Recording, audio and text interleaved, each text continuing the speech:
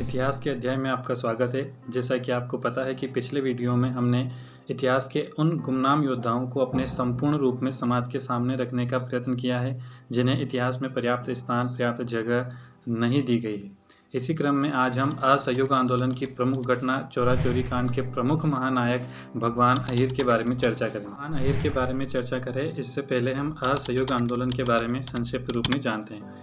असहयोग आंदोलन महात्मा गांधी द्वारा शुरू किया गया था। इस आंदोलन में अंग्रेजों का किसी भी तरह से सहयोग न देने की गांधी द्वारा आह्वान किया गया था। यानी नहीं, सहयोग यानी सहायता। इस आंदोलन के जरिए गांधी का कहना था कि अंग्रेजों की किसी भी प्रकार से सहायता न की जाए, न अंग्रेजों के विद्यालय में पढ़ा जाए, न अंग्रेजों के विद्यालयों में पढ़ाया जाए, न अंग्रेजों के कॉलेजों में जाया जाए, उनके कारखानों में या किसी भी प्रकार के उन कामों में भाग न लिया जाए जिसमें अंग्रेजों का सहयोग हो। यानी कि अंग्रेजों को पूर्ण रूप से अलग थलग करने की यह एक नीति थी और इसकी शुरुआत गांधी द्वारा की गई थी। यह आंदोलन पूरी तरह से अहिंसात्मक था। अहिंसात्मक यानी कि इस आंदोलन में किसी भी प्रकार का कोई लड़ाई झगड़ा नहीं हो रहा था, कोई खून खराबा नहीं हो रहा था। इसमें केवल और केवल शांतिपूर्ण ढंग से नारेबाजी की जाती थी।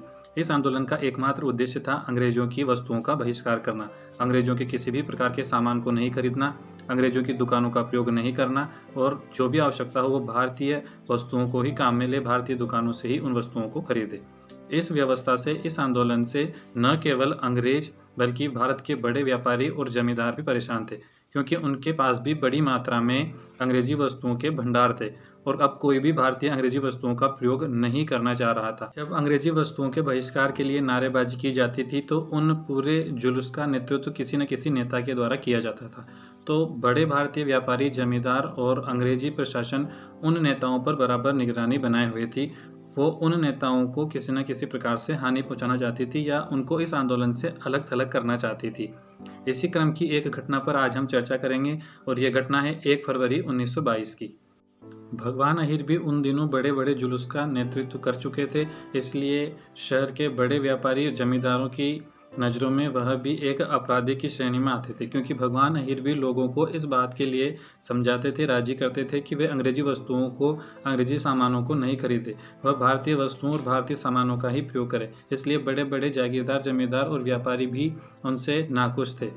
इसलिए 1 फरवरी 1922 के दिन जब भगवान अहीर अपने 2 साथियों के साथ बाजार गए, तभी एक जागीरदार बाबू संत बख्श ने उनको पुलिस के हाथों पकड़वा दिया और उनको जेल में डलवा दिया।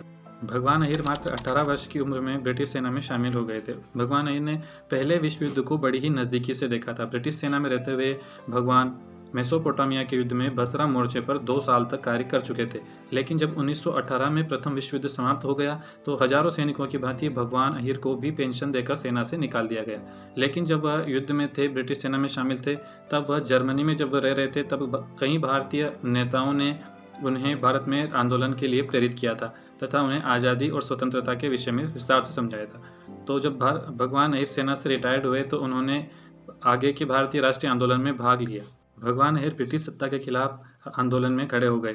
कोर्ट ने भगवान अहीर को एक बार ड्रिल का इंस्ट्रक्टर कहकर संबोधित किया था। लोगों द्वारा भगवान अहीर और उनके साथियों के साथ मारपीट के मामले को लेकर 2 फरवरी 1922 को डुमरी खुर्द गांव में एक बैठक होती है।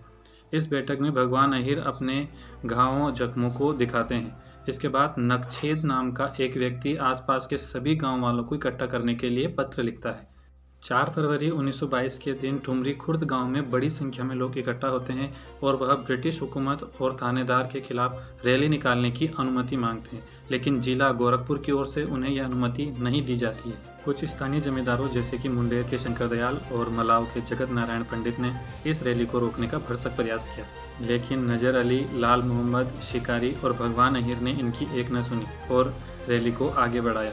रैली जब फाटक से आगे होकर चौरा चौरी स्टेशन के पास पहुंची तो थानेदार गुप्तेश्वर सिंह ने इनके ऊपर गोलियां बरसाना शुरू कर दिया, जिससे कई लोग मारे गए। इसके बाद नजर अली और उनके कई साथी दारोगा पर टूट पड़े।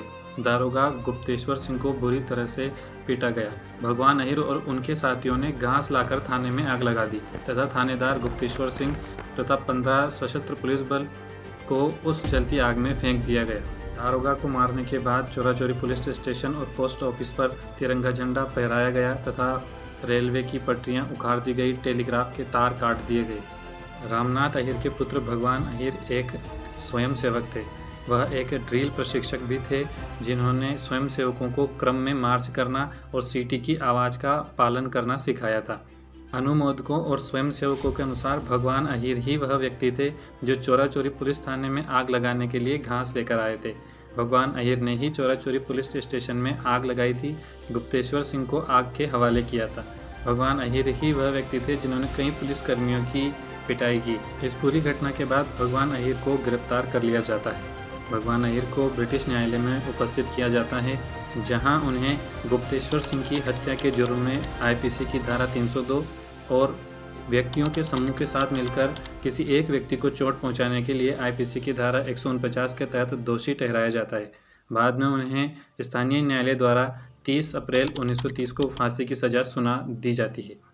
भगवान अहीर की फांसी के बाद 225 क्रांतिकारियों को गिरफ्तार किया गया, जिसमें से 172 क्रांतिकारियों को फांसी की सज़ा सुनाई गई। यह एक बड़ी संख्या थी जब इतने क्रांतिकारियों को एक साथ फांसी की सज़ा सुनाई गई थी। इस घटना के बाद 12 फरवरी 1922 को गांधी द्वारा असहयोग आंदोलन को वापस ले लिया जाता है, जिससे देश भर में असंतोष और निराशा की स्थिति फैल जाती है। भगवान अहीर, विक्रम अहीर, लवटू, कहार समेत कई क्रांतिकारियों की याद में गोरखपुर, उत्तर प्रदेश में शहीद स्मारक बनाया गया है, जो आज भी उन क्रांतिकारियों के त्याग बलिदान की हमें याद दिलाते हैं।